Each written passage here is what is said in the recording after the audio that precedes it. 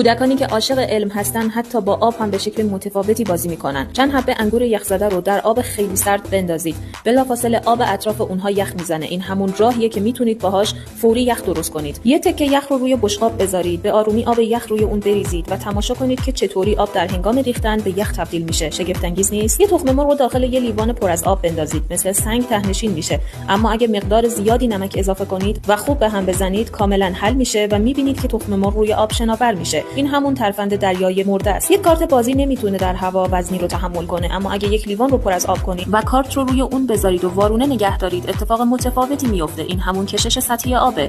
نوشیدنی مورد علاقه کودکتون رو داخل لیوان بریزید، یک ورق سفید جاذبه رنگ داخلش بندازید، چند لحظه هم بزنید و سپس ورق رو بیرون بیارید. تمام رنگ‌ها ناپدید شدن. این همون چسبیدن رنگدانه هاست. کاغذ به راحتی آتیش میگیره، اما اگه دور یک لیوان بپیچید، حتی اگه سیاه بشه نمیسوزه. این به دلیل هدایت گرماست. اگه دوست داشتین 3 تا قلب قرمز برام کامنت کنید.